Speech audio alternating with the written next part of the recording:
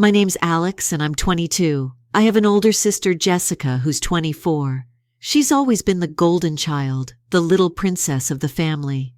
Growing up, everything seemed to revolve around her. And even when she made poor decisions, my parents were always there to pick up the pieces. Meanwhile, I was left to fend for myself, figuring things out on my own. Jessica was supposed to graduate last year but decided to drop out of college in her final year. Why? She wanted to pursue her true calling as a musician. She joined a college band during her second year, and while it was clear to everyone else that it was just a phase, she believed this was her path to stardom. Honestly, Jessica was a mediocre singer, but I kept my opinions to myself. It wasn't my place, and I knew she wouldn't appreciate me saying anything anyway. The real problem wasn't Jessica's decision to quit college. It was the way my parents enabled her. They cheered her on, encouraging her to drop out and follow her dreams. But dreams don't pay the bills, and reality hit hard when her band replaced her with a better vocalist within 6 months. The band moved on, and Jessica moved back home, jobless, with no degree and no plan for her future. She tried forming her own band, but no one wanted to join. Her friends weren't musicians, and they certainly weren't about to put their lives on hold to follow her whims. So Jessica settled into a cushy life at home, fully funded by my parents. They believed she needed time to recover from her so-called heartbreak. Meanwhile, I couldn't help but feel bitter about how unfair this was. When I graduated high school, my parents made it clear that I was on my own. "You're an adult now, Alex," they said. "Time to make your own way." I took them at their word. They hadn't even paid for Jessica's college, so I didn't expect them to help me. I took out student loans, got a part-time job, and worked hard to support myself. I wasn't bitter about that, not at first. What stung was watching my parents let Jessica live at home rent-free, covering all her expenses, even as she refused to look for a job. They made excuse after excuse for her, saying she needed time to heal. It wasn't long before resentment started creeping in. I confronted them multiple times about the blatant favoritism, but the result was always the same. They'd emotionally manipulate me, making me feel like the bad guy for speaking up. Still, I kept trying to maintain a relationship with them. They were my parents, after all. But last week, they gave me the perfect reason to cut ties for good. I had invited my parents to my graduation, which was happening just 2 hours away from home. It was a big moment for me, and I wanted them there to celebrate. At first, they claimed they couldn't come because of work, which seemed odd. They could have easily taken a day off. After pressing them for the real reason, they finally came clean. They were throwing a party for Jessica on the same day. My sister didn't even know about the party. It was supposed to be a surprise. The kicker? The date wasn't special for any other reason than it being the anniversary of when she should have graduated college. She dropped out 8 months before finishing, but somehow my parents thought this deserved a celebration.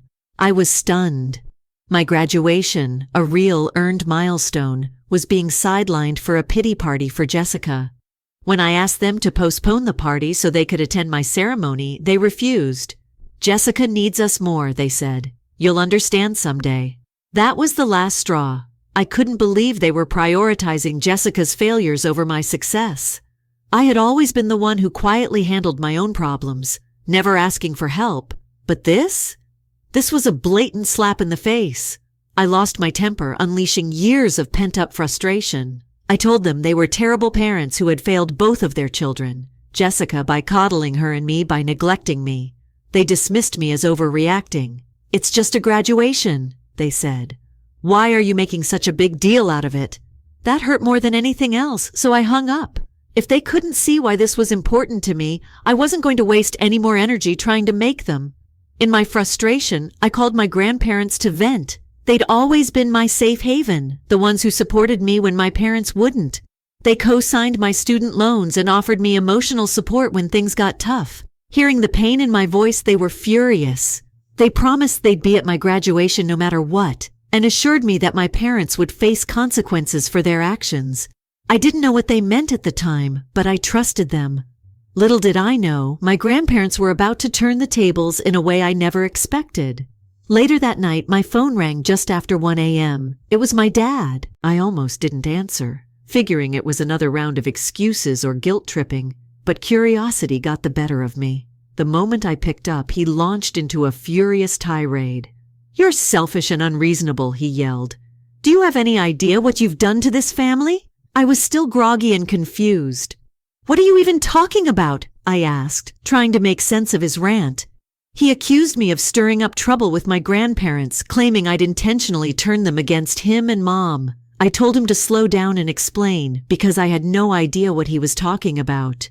Eventually, he spilled the beans. Apparently, a few hours after my call with them, my grandparents showed up at my parents' house, and they were furious.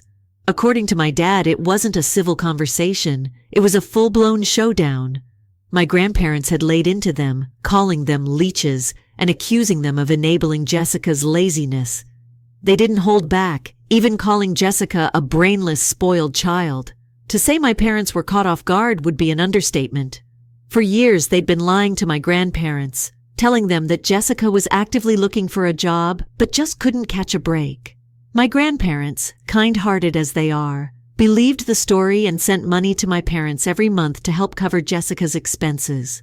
But that night, my grandparents put their foot down. "I'm done funding your nonsense," my grandpa reportedly said. "From now on, not a single penny is coming your way." Hearing this, I was equal parts shocked and relieved. My parents had been lying to everyone, not just me, about Jessica's situation. And now, finally, someone was holding them accountable. After Dad's call, I rang up my grandparents to get the full story. They picked up almost immediately, as if they'd been waiting to hear from me. When I asked if it was true that they had cut off my parents financially, they didn't hesitate to confirm it. "Alex," my grandpa said firmly, "it's about time we stopped enabling their behavior. They've taken advantage of our kindness for too long, and you shouldn't have to pay for their mistakes." I was stunned. These were the same grandparents who'd always told me to respect my parents, to keep the peace for the sake of family. But now they were fully on my side. What's more, they told me they'd decided to redirect the financial support. Instead of sending money to my parents, they were going to start helping me. "You've worked hard," my grandma said. "You've earned this. We want you to have a little less stress after graduation." I tried to protest at first. I didn't want to seem like I was taking advantage of them, and I was already planning to get a job after graduation. But they insisted, saying it was their way of making up for all the years my parents had failed me. After some back and forth, I finally agreed. Honestly, it felt good to have someone in my corner for once. The next morning, I woke up to a flood of missed calls and texts from my parents, and even Jessica. I didn't need to read them to know the gist. Blame and guilt tripping. They wanted me to fix things with my grandparents and convince them to restart the money flow. Jessica's messages were the most ridiculous. She claimed she was emotionally fragile and needed the support more than I did. "I'm working on myself," one text read.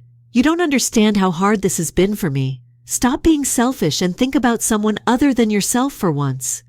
It was laughable, really. Jessica's entire life had been one long string of bad decisions, with my parents there to cushion every fall. And now that the safety net was gone, they were scrambling to put the pieces back together, at my expense. I ignored the messages. Then I blocked their numbers. For the first time in years, I felt like I had control over the situation. They couldn't manipulate me anymore. Later that day, my grandparents called again to check on me. They asked if I was doing okay and reassured me that they had no regrets about cutting ties with my parents. "They need to learn," my grandpa said, "and maybe this will finally wake them up." For the first time in a long time, I felt supported, really supported. My grandparents weren't just offering financial help, they were standing up for me in a way no one else ever had. It was a strange mix of emotions. I was grateful, but I also felt a deep sadness for how things had turned out with my parents. No matter how much they'd hurt me, part of me had always hoped they'd change, but now I wasn't sure if that would ever happen. That night, I started thinking about my upcoming graduation. I felt a pang of disappointment knowing my parents wouldn't be there, but then I remembered my grandparents' promise to attend. They were the ones who had always been there for me, and I decided that their presence was more than enough. I also started opening up to my closest friends about everything that had happened. For years, I'd kept my family's dysfunction hidden, ashamed to admit how bad things really were. But as I shared my story, My friends were nothing but supportive. They reminded me that standing up for myself wasn't selfish, it was necessary. I went to bed that night feeling lighter, like a weight I'd carried for years had finally been lifted. For once, I wasn't dreading the future. I was looking forward to it. The days leading up to my graduation were surprisingly peaceful. With my parents and Jessica blocked, I didn't have to deal with their constant drama. My grandparents were checking in regularly, and my friends were helping me stay grounded. For the first time in years, I felt a sense of clarity. I could finally focus on myself instead of trying to navigate the minefield of my family dynamics. That calm didn't last long. The day before graduation, I found out my parents were planning to show up. My grandparents let it slip during a call, and I felt my stomach sink. "They don't have passes," Grandpa assured me. "They won't be able to get in." Still, the thought of them being nearby was enough to stress me out. They'd never cared about my achievements before, so why now? It didn't take a genius to figure out the answer. Money. My grandparents had cut them off, and suddenly I was important again. The thought made me angry, but I decided not to let it ruin my day. This was my moment, and I wasn't going to let them take it away from me. Graduation day was bittersweet. Walking across that stage, I couldn't help but feel a pang of sadness that my parents weren't there. Not because I wanted their approval, I'd long since stopped seeking that, but because it was a reminder of how far apart we'd grown. Still, seeing my grandparents in the audience clapping and cheering for me made up for it. They'd always been my real support system, even if it took me years to fully realize it. After the ceremony, my grandparents and I decided to grab lunch at a nearby hotel. It was supposed to be a quiet celebration, just the three of us. But as we were settling in, my phone buzzed. Against my better judgment, I glanced at the screen. It was my mom texting to say they were outside the venue and wanted to talk. I debated ignoring it, but Grandpa noticed my expression and asked what was wrong. When I explained, he sighed and said, "Let's get this over with. They won't stop until they have their say." Reluctantly, I agreed. We invited them to meet us at the hotel with one condition: no drama. I made it clear that if they started causing a scene, I'd walk out. When my parents arrived, they looked nervous. My mom started crying almost immediately, while my dad kept clearing his throat like he was trying to find the right words. "We're sorry," Mom said, her voice trembling. "We know we've made mistakes, but we want to fix things." It felt surreal hearing those words. For years, I'd dreamed of an apology like this, but now that it was happening, it didn't feel genuine. They weren't here because they cared about me. They were here because they'd lost their lifeline. Still, I let them talk. They apologized for not coming to my graduation. They admitted they'd treated Jessica differently and that it wasn't fair to me. They even said they were proud of me for graduating despite the lack of support. For a moment, I almost believed them, but then the conversation shifted. "We want to be a family again," my dad said. "We've changed, and we're hoping you can talk to your grandparents about helping us out. We're struggling." There it was, the real reason they'd shown up. Any hope I had of reconciliation evaporated in that moment. "You're not here because you care about me," I said, keeping my voice steady. "You're here because you need money. And honestly, I don't owe you anything." They looked taken aback, like they hadn't expected me to call them out. My mom started crying harder, and my dad tried to argue, saying they were genuinely sorry and just needed a little help to get back on their feet. But I wasn't buying it. "If you're truly sorry," I said, "you'll give me the space I need, and you'll figure out your problems without dragging me or my grandparents into it." The rest of the lunch was awkward. My parents kept trying to appeal to my emotions, but I stayed firm. When they realized they weren't going to get what they wanted, they switched tactics. My mom accused me of being heartless, saying it was my duty as their child to help them. My dad chimed in, comparing their mistakes to the ones I'd made as a kid, as if that was a valid comparison. I couldn't take it anymore. "This isn't about me being heartless," I said. "It's about you refusing to take responsibility for your actions. You've had years to fix this, and you didn't. Now you're only here because you're desperate." "That's not my fault, and it's not my problem." My grandparents backed me up, telling my parents they needed to respect my boundaries.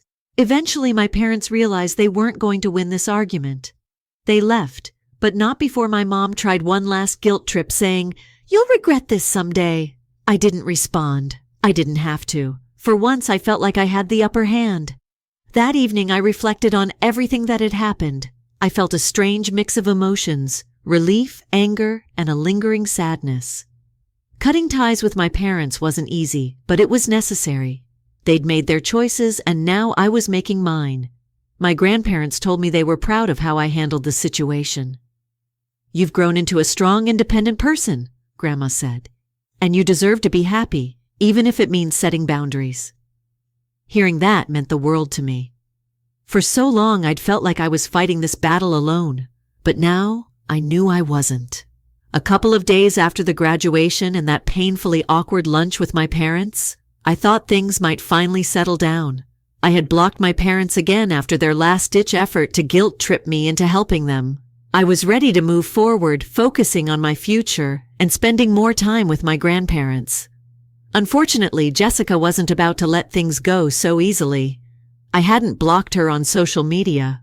Honestly, I didn't think I needed to. Jessica had always stayed in her lane, content to bask in the spotlight our parents created for her. But when I opened my phone that afternoon, I was met with a string of posts from her that made my blood boil. Jessica had gone full meltdown mode, airing everything about our family drama for the world to see. Her posts painted a pretty picture of herself as the victim and me as the villain. She accused me of being ungrateful and selfish, claiming I had always been the favorite child and that I had turned my grandparents against our parents out of spite. She conveniently left out all the parts where she'd been handed everything while I'd worked for every ounce of success. "Alex has always been a brat," one of her posts read. "He thinks he's better than everyone else because he graduated, but he doesn't understand the struggles I've faced. I had dreams. I wanted more for myself, but no one supported me the way they supported him." She ended her rant with a warning to mutual friends. "If you're friends with him after this, don't bother being friends with me." At first, I couldn't believe what I was reading. Jessica, who had been coddled her entire life, was trying to act like she was the one who had been wronged. It was so absurd that I almost laughed. But the more I thought about it, the more furious I became. I wasn't going to let her rewrite history to make herself look good. I left a comment on her post, calmly explaining my side of the story. I laid out the facts: how she dropped out of college to pursue a music career, how our parents had supported her unconditionally while I had to scrape by on my own, and how she had never once taken responsibility for her choices. It wasn't angry or emotional, it was just the truth. But Jessica wasn't interested in the truth. She deleted my comment within minutes and continued posting as if nothing had happened. That's when I realized I couldn't stay silent. I wasn't going to sit back and let her drag my name through the mud. I made my own post, detailing everything that had happened over the past few weeks. I explained how our parents had skipped my graduation to throw Jessica a party for an event that didn't even happen. I talked about how they had lied to our grandparents for years, taking their money while enabling Jessica's laziness. And I included how, when confronted, they doubled down on their manipulative tactics instead of apologizing. The response was overwhelming. Friends and acquaintances who had known us for years started reaching out, offering support and sharing their own observations about the unfair treatment I'd endured. A few even called Jessica out directly, asking her why she thought it was okay to lie about everything. It felt good to finally have people on my side. Of course, Jessica didn't take it well. She fired back with another round of posts, but her arguments started to unravel when one of her old bandmates chimed in. This bandmate, someone I barely remembered from Jessica's brief stint in music, decided to spill the tea. They revealed that Jessica had always been a temporary member of the band, a stand-in for their original singer who had moved overseas. The band had never promised her a permanent spot, and they had warned her against dropping out of college to pursue music full-time. "She wasn't even that good," the bandmate wrote in the comments. "We tried to be nice about it, but she didn't listen, and she never took responsibility for her decisions. She always blamed us for her failures." That comment was the nail in the coffin. Jessica had built her narrative around the idea that the band had betrayed her, but now it was clear that she had twisted the truth to make herself look like a victim. She deleted her posts soon after, but the damage was done. Everyone who mattered knew the truth now. After the dust settled, I had a long talk with my grandparents. They told me they were proud of how I'd handled everything, even when things got messy. "You've shown so much strength, Alex," Grandma said, "and don't let anyone make you feel bad for standing up for yourself." Their words meant the world to me. For so long, I'd been afraid to speak up, worried about being labeled the problem child. But now I realized that setting boundaries and standing up for myself wasn't just okay. It was necessary. As for Jessica and my parents, I haven't heard from them since the social media fiasco. My grandparents decided to cut them off completely, both financially and emotionally. They told me it was time for our family to stop enabling toxic behavior and focus on building healthier relationships. I couldn't agree more. For the first time in years, I feel like I'm in control of my life. I have a job lined up, a support system that genuinely cares about me, and a newfound sense of confidence. I don't know what the future holds, but I'm ready to face it head on, without the baggage of a toxic family weighing me down. In the weeks after the chaos, life started to feel normal again, or at least my version of normal. Blocking my parents and Jessica wasn't just a symbolic gesture. It was like flipping a switch that finally turned off years of background noise. The constant guilt, the emotional manipulation, the feeling that I had to fight for even a sliver of their attention, it was gone. For the first time, I felt like I could breathe. I threw myself into preparing for my new job, determined to prove to myself that I could build a life completely on my own terms. My grandparents checked in regularly, but not in an overbearing way. They made it clear they were there for me if I needed anything, and for once, I believed them. No strings, no guilt trips, just genuine support. It was a strange feeling, but a good one. Jessica stayed quiet after her social media meltdown. I heard through mutual friends that she'd deleted all her posts about me and had gone radio silent online. Honestly, I was fine with that. If she wanted to pretend none of it had happened, that was her choice.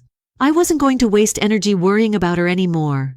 My parents, however, weren't so easy to shake. They tried contacting me through extended family members, spinning a new narrative about how they'd been misunderstood and how they just wanted a chance to make things right. I didn't budge. If they were truly sorry, they would have respected my need for space instead of trying to force their way back into my life. It wasn't just about the money. It was about years of neglect and favoritism that they still refused to take responsibility for. I'd spent so much of my life hoping they would change, but now I understood that their behavior wasn't my burden to carry. Letting go wasn't easy, but it was necessary. One evening, I sat down with my grandparents to talk about the future. They asked me what I planned to do now that I'd graduated and had a job lined up. For the first time, I admitted that I wasn't entirely sure. "I feel like I've spent so much time surviving," I said, "that I don't really know what thriving looks like." Grandpa nodded thoughtfully. "That's okay, Alex. You don't have to have all the answers right now. Just focus on building a life that makes you happy." Grandma chimed in. "And remember, happiness isn't about proving anything to anyone. It's about finding peace within yourself." Their words stuck with me. For so long, I'd been driven by the need to prove my worth, to my parents, to Jessica, even to myself. But maybe it was time to stop chasing validation and start living for me. As the weeks turned into months, I started to find my rhythm. My job was challenging but rewarding, and for the first time, I felt like I was building something that was entirely mine. I stayed in close contact with my grandparents, who continued to be my rock. They even visited me a few times, helping me settle into my new apartment and celebrating my small victories along the way. I also began to open up more to my friends. Sharing my story had been terrifying at first, but their support reminded me that I wasn't alone. They helped me see that family isn't always about blood. It's about the people who show up for you, who lift you up when you need it most. As for my parents and Jessica, I don't know what their lives look like now, and I don't particularly care. I've made peace with the fact that we may never reconcile, and that's okay. Not every story ends with forgiveness. Sometimes the best thing you can do for yourself is walk away. My grandparents once told me that letting go doesn't mean you stop loving someone. It means you start loving yourself enough to protect your peace. That's what I've been doing, and for the first time in a long time, I feel free. I'm not saying everything is perfect. I still have moments of doubt, and sometimes I catch myself wondering what could have been if my parents had made different choices. But those thoughts don't consume me anymore. They're just passing clouds in an otherwise clear sky. Looking back, I'm proud of the person I've become. I've learned how to set boundaries, stand up for myself, and value my own worth. It hasn't been an easy journey, but it's been worth it. To anyone reading this who feels stuck in a similar situation, I want you to know that it's okay to put yourself first. It's okay to demand respect and to walk away when you're not getting it. You don't owe anyone your happiness, not even your family. As for me, I'm moving forward one step at a time with the people who truly care about me by my side. And that's more than enough. Story 2. An influencer is canceled because of her honesty. I promised a fair partner that I would never leave my wife when she cheated on me, but I did. Hello everyone, I'm a man 28. I found out around 3 weeks ago that my 27-year-old wife, of less than a year, Bianca, had been unfaithful to me. When I first started dating Bianca, she informed me that she was currently single and that she had recently split from her 3-year relationship. Due to the fact that we had both been harmed in our prior relationship, I was also alone at the time and had not dated for 2 years. I made a vow to Bianca that we would never be unfaithful to one another or do anything that would cause us harm. I hoped Bianca would follow through on our agreement, and I knew I would. Before we were married, we dated for 2 years and a few months. Of all my ex-partners, I was happiest when I was with Bianca. She had a knack of making everyone around her grin, and she was naturally funny. We had a lot of fun and laughter throughout the first few months of our marriage. Being around her was something I always looked forward to. Bianca, on the other hand, owned her own online store and was an influencer on social media. I was employed by a large IT company in our area as a data analyst. I'll confess that there were times when I didn't spend enough time with Bianca because of how demanding my job was. In a month, as promised. Twice, I would skip our dates because I was either too busy finishing something at work or totally forgot we were meant to go to an event together. Every time this occurred, I made an effort to make amends with her, which would resolve the issue. Giving her a box of Snickers or a few bars would always make her happy because they were her favorite chocolate. My employer permitted me to work 1 week on site and 3 weeks remotely 6 months after our marriage. I was happy to be able to spend more time with Bianca at last when this occurred. She was also pleased when I informed her of my new work schedule, and things began to get back to normal for us because she worked remotely to influence social media. Over the first 4 weeks, I began working from home. I thought Bianca was strange. I was aware that part of her role as an influencer was to always be on her phone. However, I also saw something else. Every time I passed Bianca, she was talking on the phone. Even though I wasn't standing next to her, I could see that she would swiftly move to another app. The way she moved her fingers and body told me what she did. In addition, she started using a laptop in secret whenever I approached her, or she heard my voice. Closing the laptop, she would act as though she wasn't using it. She was unaware that I had been watching her, but everything always occurred so quickly. I questioned her about it one day when I was at my breaking point. She claimed she had nothing to conceal from me and that I was being absurd. She was working on her laptop that day, and in order to quell my interest, she even invited me to come look. I did, and it wasn't suspicious in any way. Even her interactions on all of her social media profiles, which were only for talks, were displayed to me. Bianca and I had dated for 2 years and a few months. For the first time during our relationship, she let me read her conversations. We used to be able to use each other's phones, but I never looked at them or read through her conversations with her clients since I thought they were private. I didn't even need to look through them. Although I had faith in her, I had a strong suspicion that something was wrong once she showed me the talks alone. She rarely showed me what she was doing on her laptop or over the phone by herself. She may have believed that by displaying the discussion she wanted me to see, she could trick me, but I didn't fall for it. I had a knack for spotting dubious behavior, and after reading all the stories on Reddit, I couldn't help but believe that Bianca was keeping something from me. I didn't bring up the subject of her sly use of her laptop and phone for a few days. Before acting, I continued to observe her to make sure I wasn't making unfounded accusations. Bianca hosted a little gathering at our house for some of her influencer friends a few days following the altercation. We all had a terrific day together, But even as we were eating, laughing, and enjoying ourselves, Bianca was a little preoccupied. In between meals, Bianca continued to text someone. Even her friends noted how often it happened. She had to answer a question from one of them about who she was texting. When she looked up and realized that everyone was staring at her, she put her phone down on the table, pretended to smile, and stated that it had to do with work and that she was done. After the visitors had left and we were cleaning up, nobody spoke again, and we all kept eating. The subject of the client was raised by Bianca. Throughout the evening, she continued to text. According to her, the customer requested that she endorse and market his line of skincare goods. For a year now. It was unusual for us because Bianca never talked about her clients or what they wanted her to do for them. This is a very common chat to have with your spouse. In terms of our line of work, I did my thing and she did hers. She felt compelled to talk about her customer after me. Before I questioned her about it, it seemed as though she was attempting to justify her behavior. She spoke and I remained silent. All I could do was grin and act like I was participating in the discussion. In the meantime, my mind was already racing with 1,000 ideas.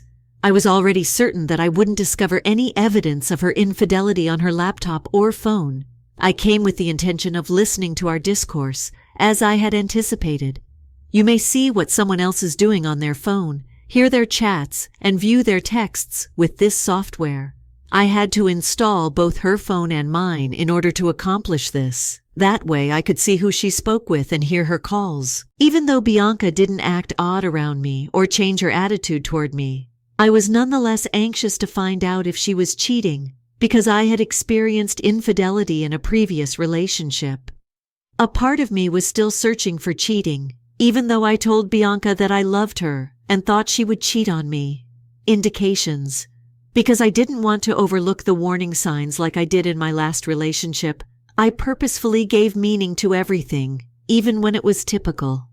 I began my inquiry after installing the app on both of our phones. Bianca was talking to her clients all the time, but there was another person.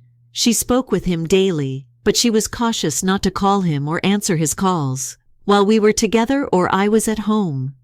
I synced my phone with Bianca's 2 days later. It was the first time she spoke to him. She had known him for years, which was funny.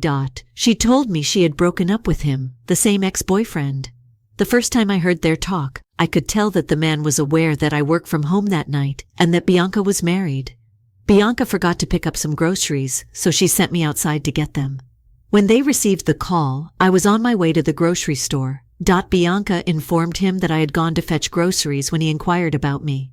She informed her that I would go collect the groceries and give them enough time to have a decent phone conversation because she had feigned forgetting them on the way back. In order to avoid being caught, I was considerate enough to advise her to exercise caution. "Oh, Jackie would never leave me," Bianca added. "He is too devoted to me to abandon me. It's a bad thing." They laughed after she said that and carried on discussing their plans to meet later that night. I listened to everything they had to say and came home furious. Bianca questioned me about why I hadn't gotten the groceries again when I got home. She bought it when I pretended that I had received a call from the office asking me to come and submit something immediately. She was already dressed and wearing makeup when I arrived home. She gave me a sincere peck on the cheek and walked away after telling me she was going to hang out with some of her girlfriends and would return before midnight. I informed a friend over the phone of my discovery. He volunteered to accompany me to the eatery. Bianca was going with her boyfriend. Bianca and her boyfriend were cuddling as he tried to feed her when we got to the restaurant. I just walked up to her, ensured that she saw me, and I walked out of the restaurant. Her expression conveyed how quickly everything happened. When she saw me there with my friend, she was taken aback. I walked away from her right away. She left her table and came after me.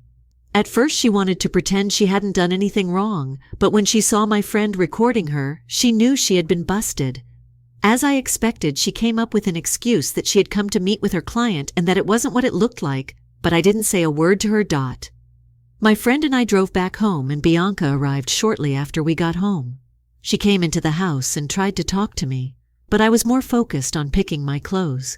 We jointly rented the apartment so I couldn't kick her out even if I wanted to. Instead, I took the stuff I needed and left with my friend that night. Since that night, Bianca has been sending me multiple messages and columns repeatedly.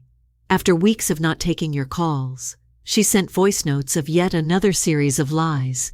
She said that her ex-boyfriend, whom she was cheating with, wanted to connect her with a big client. Hence, she went to meet him. But somehow she felt cold because of the tiny strap gown she wore, and he tried to cover her. This was supposed to explain why they were cuddling each other, and she thought I would buy it. Until now, she doesn't know that I paired our phones. I still see the conversation between them. Just 3 days ago, I made a recent discovery. There's a contract that Bianca has been doing for more than 2 months now where the pay is great. Her former partner was one of the employees of the brand, which she was in promoting. This means there was an iota of truth in what she said. I also found out they have been bad-mouthing their company's products. I guess their love rekindled when he came back into the picture. Now the thing is, I'm so sure Bianca is not supposed to be involved in any of the company staff or bad-mouthing the company. If the organization finds out, her contract will be terminated and her image will be tarnished. Regarding the video my friend made, I haven't posted it online as intended because I have mixed feelings about it. For the past years, Bianca has maintained an excellent public image, and even though she gets dragged online by some of her annoying fans, she has not had any serious issues with the brands she influences right now. I quote, "I am going through so much emotionally, and I want to repay her for using me like that."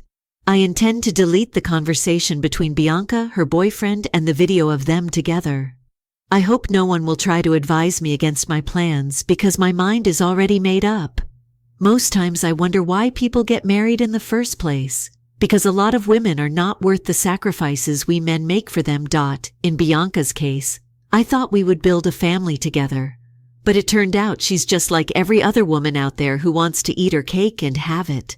I'm sorry, Opie. It's funny how they always say it's never what it seems, even if their lips are literally on someone else's. And why say all these tremendous lies when she was caught red-handed? There's no point lying, only makes it worse. Honestly, if you've made your mind up, why would you have mixed feelings about sharing the video? Everything people post on social media is only a fraction of the truth. Maybe it's time people know who the true Bianca is. Hello everyone! Thank you for your comments. It's awful that I'm only finding out from your comments that influencers have a high infidelity rate.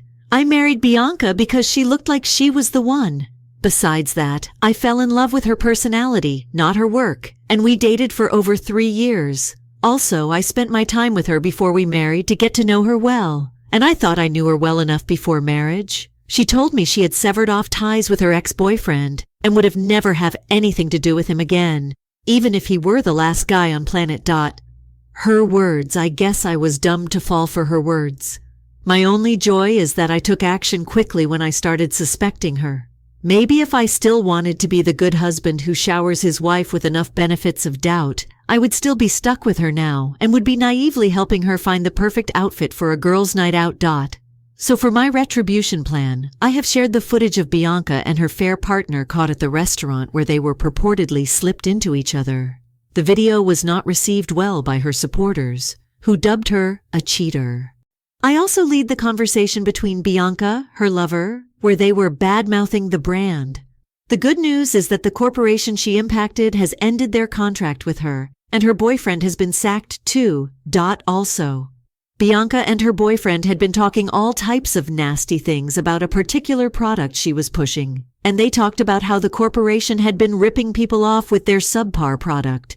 Bianca was obliged to issue an online apology. She had to deal with the firm after retracting all she had said. This had a negative impact on her other contracts in addition to damaging her reputation with the employer that fired her. Her conversation video went viral, forcing other brands to terminate their agreements with her. At the end of it all, she had nothing at all because of this.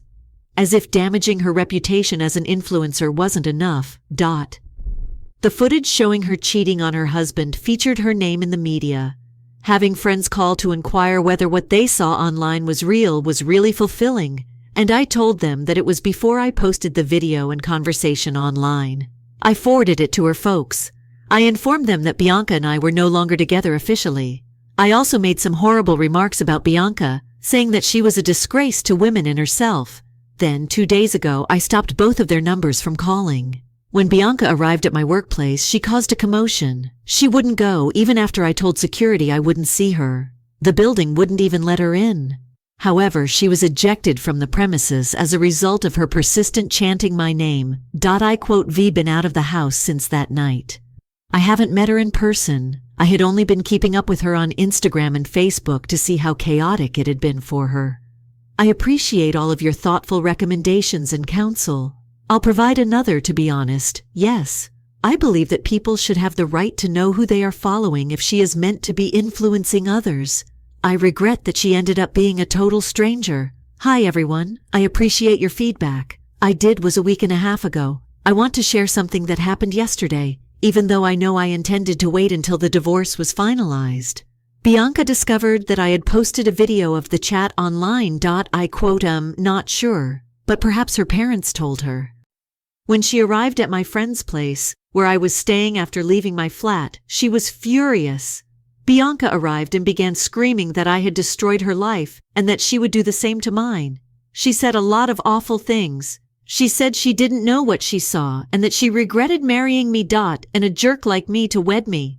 When she spotted my friend recording her again, she grew aggressive and screamed a lot of nasty things due to her rage. While my friend was filming her, she grabbed a large stone off the lawn and hurled it at the window.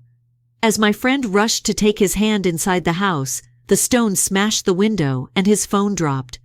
I went outside to face her because I was so angry. When we were shouting at one another, in front of me she pulled out a tiny penknife and cut all 4 of my car's tires.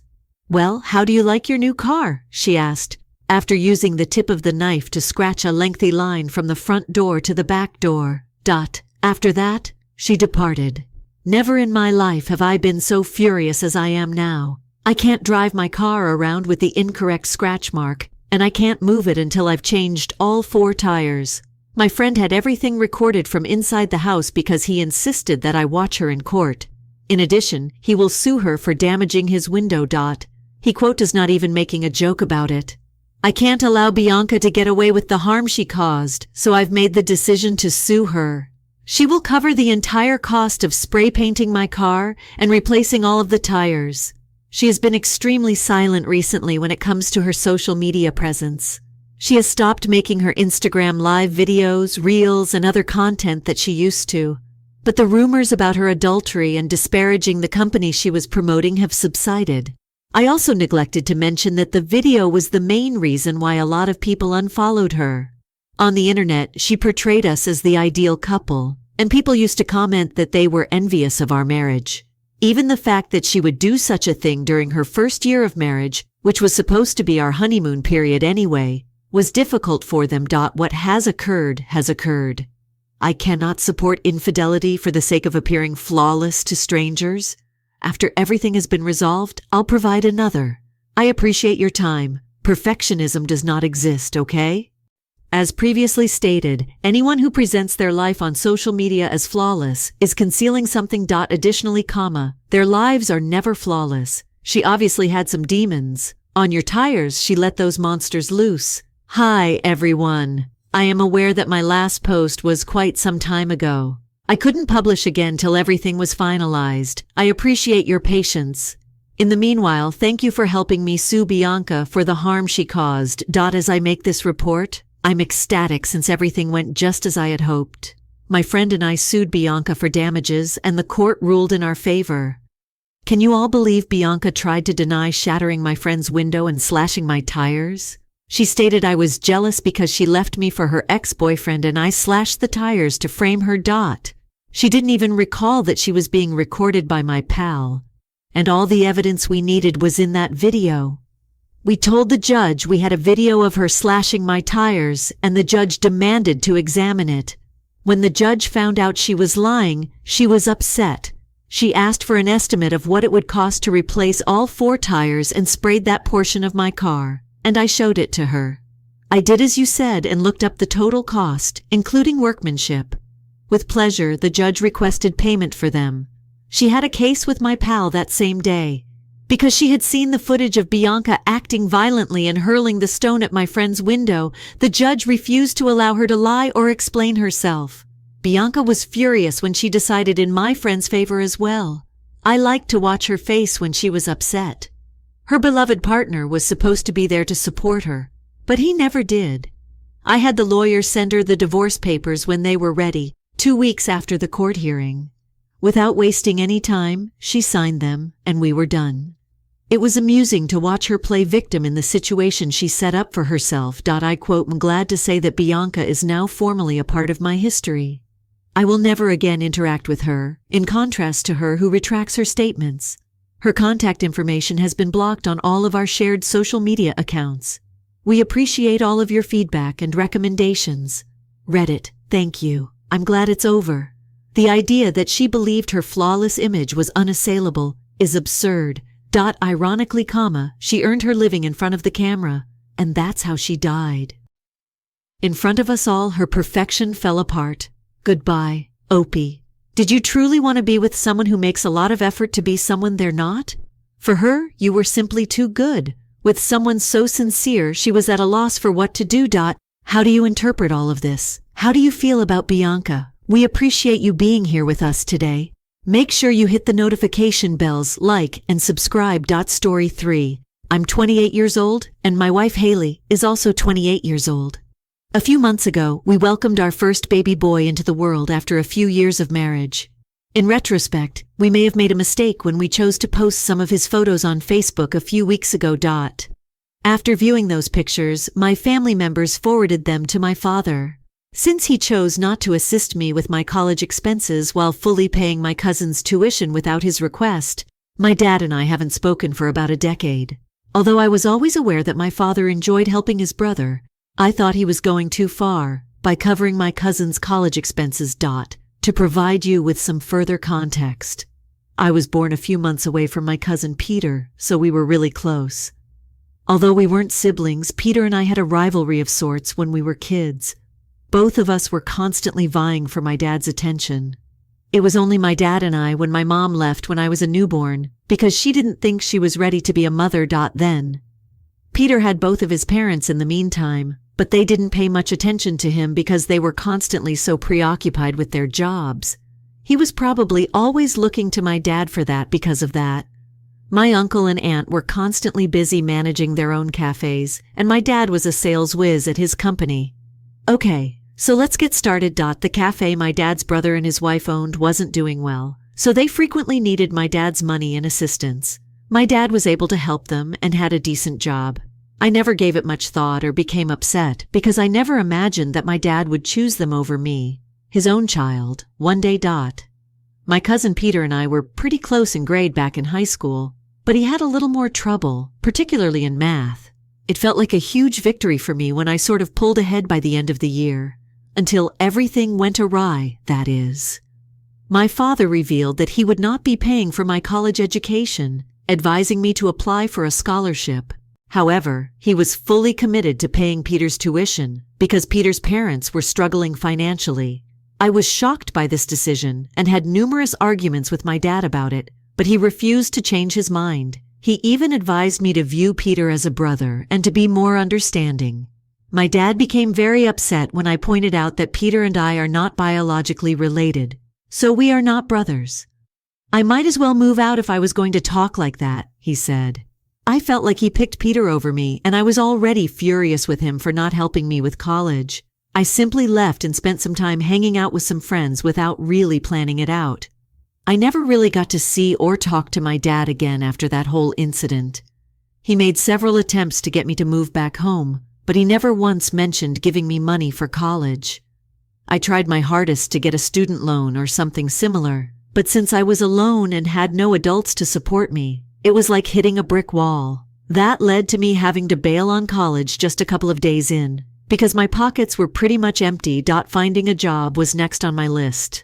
But man, it felt like every job out there either paid peanuts or expected you to have no life outside of work, which meant bye-bye class time. It was a super messed up spot to be in, but I didn't just sit around feeling sorry for myself. I managed to land this temporary gig at a company even though it wasn't paying much. I had to grind like crazy there because I had bills piling up. Rent, groceries, you name it. Doing all this solo was no walk in the park. I was pretty stressed knowing that if I didn't keep up with my share of the bills, my roommates weren't going to be too thrilled. So I had to hustle hard without any shortcuts or handouts. But as luck would have it, things started to turn around for me. All that hard work began to pay off, and I eventually landed a much better position within the same company. That job turned out to be more than just a paycheck. It's where I met my amazing wife, and now we've got this awesome little kid together. So when I look back, I can't say it was all rough times. Things kind of fell into place in a way I never expected. Even though I missed out on the whole college experience and the life I thought was waiting for me, I ended up pushing through way harder than most folks my age had to. But hey, it's all been worth it in the end. Right now, I'm actually okay with how things turned out, because I believe all the hard work I put in has shaped me into who I am today. And honestly, I don't have any regrets. I've heard that Peter, too, has his own job at some company and has a family. But apparently he doesn't make as much money as I do. That must be kind of embarrassing for him, I guess. Some of my buddies have seen where Peter lives and how he spends his days. And they say it's nowhere near as cool as my setup, even though he's the one who went to college. I felt a bit of a boost in my pride when I heard that Peter wasn't doing as well as me. I was so close to calling up my dad to see what he thought about that, but I ended up not doing it because I didn't want to stoop to that level. Basically, it felt like I came out on top and Peter didn't. Even though it seemed like everything was in his favor from the start, that was a win in my book. I didn't feel the need to rub it in their faces or anything, but over time, my dad kept trying to patch things up with me. He remembered my birthday, Christmas, and New Year's every single year without fail. I never responded to him, but I also didn't cut him off completely. Deep down, I was waiting for him to just say sorry even once. The craziest part, and the thing that bugged me the most, was that he tried to reconnect with me, but never once said he was sorry for what he did. It's like he didn't even see anything wrong with his actions and thought he was totally right to choose Peter over me, even though I'm his own kid, his son. And that's the main reason I never got back to him. Even when he told me how sad he was for not being part of my wedding, he texted saying he wished me and Haley nothing but happiness forever, which kind of made me feel a bit guilty for a second. But then I remembered he still hadn't spoken. Sorry for everything. And that stopped me from feeling horrible for him. It was evident he didn't feel awful enough to say apologize to me. He kept sending texts even after the wedding thing, but I still didn't react. He never called, which I thought was unusual because he could have if he truly wanted to, but maybe that was too much for him. Then everything changed. A few weeks back when my son was born and we posted the news on Facebook. When I got a call from my dad, the first one in almost 10 years, I answered, not really sure what to expect. Part of me was hoping this would be the time he finally said sorry, maybe because he wanted to meet his grandson. But guess what? I was let down again. He didn't say apologize or even talk about all the crap that went down between us. Instead, he basically talked about how sad he was that I got married and had a kid, and he was missing out on all of it. He stated his heart was breaking, and he truly hoped I could just let bygones be bygones and not make such a big deal out of everything that had happened over the last decade. I honestly couldn't put my brain around how he believed I was blowing things out of proportion. I mean, come on. He literally opted to pay for my cousin's college instead of mine due of that decision. All I could do was drop out of college and start over, starting from the bottom. I would have advanced much more in life if I hadn't had to drop out of school. I didn't get the opportunity, though, all because of him. Furthermore, it wasn't as though I was falling behind in my studies or something. I was doing all right. I wasn't at the top of my class, but I wasn't at the bottom either, Though not good enough to receive a scholarship, I wasn't so bad that he should just ignore me in favor of Peter. I went crazy when I finally heard from him. I was honest with him about how much I wished I had never picked up the phone. I wish I had blocked him long ago, because all of this occurred while I foolishly awaited an apology. However, that apology? Yes, it would never take place. I've now realized that someone must truly feel guilty before they can apologize.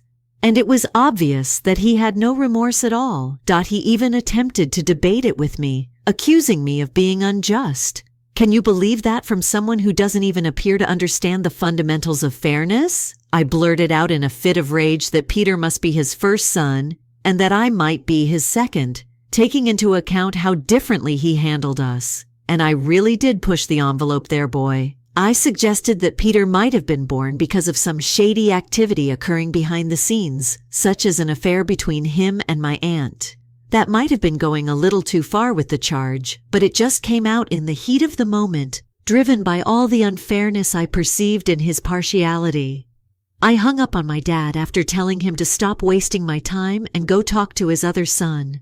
In hindsight, I believe I may have made a mistake because my aunt, not my dad, was contacting me the next moment. She texted me to tell me that what I had said was completely inappropriate. She felt that I intentionally pulled her into this situation in order to exact revenge on my dad, which is why she was unhappy. She said that not just one, but 3 people had been harmed by my remarks, and they all felt that I should apologize to them for going too far. The main reason I haven't texted back yet is that I'm at a loss for words. Honestly, I don't understand why my dad felt the need to go out and tell everyone about our private conversation. I didn't want anybody else to get involved because it was just between him and myself. I didn't mean to hurt anyone else when I said those words, but I was in the heat of the moment and directed them at him. I feel awful about upsetting my aunt, but I don't really care how my dad or uncle feel about this. She has never taken sides or made comparisons between Peter and me. She has always been fair to both of us. She could have played favorites like the others, even though Peter is her child, but she chose not to.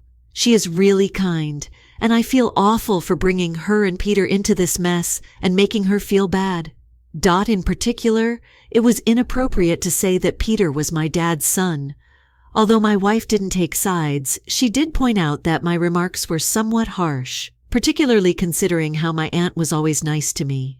I should certainly apologize, but I still feel that my dad's blabbing is more to blame for this whole situation than me. Does that mean that my remarks on my cousin being my dad's other son make me the evil guy? I finally sent my aunt a message back after a week or so of just staring at her text and not knowing what to say. And sure enough, I apologized for my outburst. In the heat of the moment, I said something without giving it much thought, but I tried to explain that my dad's actions really affected me. I didn't intend to involve her or my uncle in this situation. I didn't want to hurt her feelings, so I told her straight out that I was angry. In addition, I was a little taken aback when my father revealed our private conversation. I kept quiet in the hopes that my dad would notice that I was also a little angry with him for starting the argument. I assumed that if my dad was listening, my aunt would relay my message to my uncle and dad, even if I didn't explain it to him. He would understand that I was apologizing to her, but he wouldn't understand it as much. Haley felt it was a good idea to apologize to my aunt, but not to my father. My dad hasn't deserved an apology, to be honest. Not after everything he's done. No matter how much he tries to downplay it, nothing will change. Peter's preference for me forced me to drop out of college, and I never felt guilty about it. Indeed, I don't agree with it. No excuses for him then. We never really clicked with my uncle. Even when I lived with my father, we weren't close. The only person who showed me respect was my aunt, my uncle. He was always contrasting Peter and me. In addition, my dad was absent when it counted. So let them feel whatever they want. I've said sorry to the one person who earned it from me, and that's where I draw the line. If she's cool with my apology, wonderful. If not, I'm still okay because I've done my part. It's up to her now to take it or leave it. Therefore, my aunt eventually chooses to contact me back after what seems like an eternity, or, 3 whole days. By that point, I was quite certain she had chosen to ignore me or something. I was relieved when she responded to me and said she was okay with my apology. She then throws a curveball, though. It seems that my dad and her husband are still anxiously awaiting their own apologies because they believe I missed them as well. Let me make this very clear. I'm not going to give out apologies like candy, not to them in particular. It seems as though they have never truly supported me or given a damn about how I felt. Therefore, why should I suddenly care about their feelings? My aunt wasn't like them, which is the only reason I ever considered saying I was sorry. In fact, she was kind to me when I was a child. With all the tenderness they offered me, the rest of them may as well have been on another planet. In addition, my father was always preaching that you should never apologize until you sincerely mean it. Guess what then? His advice is something I'm heeding. I'm just not feeling it, so please don't pretend to be sorry. My aunt tried to lecture me about not caring about other people's feelings after being a little irritated by it, as if I should simply play nice and accept it. Here's the thing though, I don't give a damn if they're angry with me. Once again, I explained it to her. Right now, I'm not going to lose any sleep about this. My wife and my son are the center of my universe and nothing else. Go have a sympathy party without me, everyone else. I saw that my aunt was prepared to continue the text battle. To be honest, I wasn't expecting it. I then pressed the block button. Haley hopes that this drama may be resolved. I'm right there with her, man. However, I have a feeling that they won't let this go unnoticed. They seem far too eager to make this into a full-length story. Okay, so let's get started. I can't determine if I'm more like yes gummy, but I definitely called it, or simply irritated. Splashing our dirty clothes all over his Facebook page, Peter decided to have a little online tantrum. He became all emotional and said that I was making fun of his parents because I was envious of him being my dad's favorite kid. To be honest, I don't see why he believed that this was some shocking news for everyone. It's not as though I've been keeping my emotions to myself. I've been quite vocal about how unjust I felt about the whole favoritism stuff. Let's be honest. Our group of buddies weren't particularly surprised by our alleged rivalry. Therefore, in my opinion, Peter's attempt to create a stir on Facebook was completely pointless. Even more outrageously, he demanded that I apologize to his mother, his father, and me. Talk about exaggerating a minor issue, don't you think? I nearly let my fingers speak for me and came up with a catchy response to reveal the truth to everyone. However, I inhaled, pressed the backspace key, and let everything out. I knew deep down that this was precisely what they were hoping for, so I chose not to give fuel to their drama fire. They wanted me to get right in. Even though my dad was the one who lighted the fuse in the first place, they made me the antagonist in the story by twisting some phrases around. I essentially placed a lid on their drama pot by deciding to zip it. As usually the voice of reason, Haley believed I was doing the right thing. It was not going to help me to jump into that hot mess. I've already done my share and extended my olive branch where it was necessary. They are free to continue their woe is us charade if they so choose. I'm leaving the ring now. That is the reason I blocked Peter, since there isn't much overlap between our friend networks. His tirades aren't going to alter the opinions of those who know me well. They know the whole thing. And in the end, that's the part that matters most to me. Who needs that kind of drama after all? It's better to remain calm and move on from people who understand the truth. It appears that my strategy of ignoring Peter's dramatic post was successful. In fact, he removed it. My friends that are in the know seem to be the ones I'm seeing. He became irritated when I threatened to reveal my side of the story in the comments. In essence, they urged him to remove the post or face the consequences with some harsh truths that would not portray him or our family in a positive light. Peter must have been under pressure to maintain the flawless image that he, my dad, and my aunt had been attempting to project at my expense. In other words, he abandoned the role. But pay attention to this. He then sent direct messages to all of my friends, warning them that they were making a mistake and that they would end up on the wrong side of history. Come on, as if our small family quarrel would go on for generations to come. He's just being far too extravagant. For him, I can't help but feel a little embarrassed. And to be honest, the fact that I'm even related to them is a little awkward. They are all behaving in an insanely out-of-control manner. However, I'm simply glad he stopped sharing our family's problems with the public, so they could see whether he could continue posting without me retaliating. It would have been quite uncomfortable. Really, all I can do is hope that this is the last time. I have absolutely no interest in getting back in touch with them or learning about their next absurd move. I just want to hang out with my wife and son, like I've been saying. Any more of their theatrics is completely unacceptable to me. Okay, so I missed updating you all on what's been going on for almost a month. First and foremost, I would want to express my sincere gratitude for all of your nice comments and support. I sincerely appreciate it, as does Haley. Knowing that there are individuals out there supporting us, people we've never even met, is kind of incredible. It truly means a lot, and I'm very happy that I made the decision to tell you what was going on here, when I was all confused and attempting to make sense of everything. You ask, what's new? A few days ago, I received an unexpected email from my uncle, and I must say that it was quite unexpected. Given how cold things were between us the last time we spoke, I was a little surprised that he made the effort to get in touch. I was on the verge of disregarding the email when Haley suggested that I see if they were contacting me. It might be something significant after all this time. I opened it anyway because she was right. To be honest, I'm still trying to process the information I discovered in that email. Here's the shocking news. In reality, my dad's biological son is named Peter. Yes, my dad and my aunt's. It just blows my head that they actually had that affair, I thought. Since it indicates that Peter and I are in fact biological relatives, I'm a little devastated that my crazy guess was correct. I always clung to the idea that Peter and I were unrelated, at the very least. However, no, it turns out we are half-siblings, and I will always be affected by it. How did my uncle discover this small family secret then? It appears that my uncle was out getting coffee when my dad stopped by their house a bit ago, with the intention of talking to my aunt about the mess I caused. My dad was discussing what I had stated about Peter possibly being his son when my uncle entered. My dad was forced to repeat everything once my uncle overheard it, even though he hadn't intended to do so. My uncle began to worry what was going on at the time because my dad was acting really strange while narrating the story.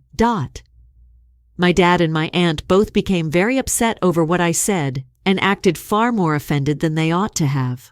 Although my uncle was aware that I was merely venting my irritation and wasn't intending to make any serious accusations, he began to suspect that there could be more to the story because of the way everyone was acting as though they had been personally attacked. What turned my uncle off was their exaggerated response. It seemed strange to him that they were being so defensive. It didn't sit well with him when they made him make that Facebook post about it, even after I apologized. He sensed that something wasn't quite right, but he knew better than to try to discuss it with my father, who wouldn't be interested in hearing it. Additionally, he was too cautious to discuss it with his wife for fear that he was misguided. Thus, my uncle made the decision to do something that no one else had considered. He asked my mother whether she could provide any insight into the matter. It was difficult to find her, but a few weeks ago he was able to establish a connection with her. She had a lot of news for him, boy. She attested to the entire disaster. As it happens, she never felt particularly suited to be a mother. Finding out about my dad's affairs simply provided her with the ideal opportunity. This also clarified how she avoided having to pay child support and left with a respectable amount of change from the settlement. However, she chose to tell my uncle the truth, since it seemed appropriate to do so after all these years. In a rather sarcastic email, my uncle told me everything. He even complimented me for being a pain, saying that it was because of me that he discovered his wife's affair. They are now on the verge of getting a divorce. Peters chose to break off contact with all of us, and my dad no longer speaks to either of them. My uncle then added, somewhat bitterly, that he hoped I was now happy. And what do you know? In fact, I am. I feel as like a tremendous burden has been removed off my shoulders for the first time in a long time.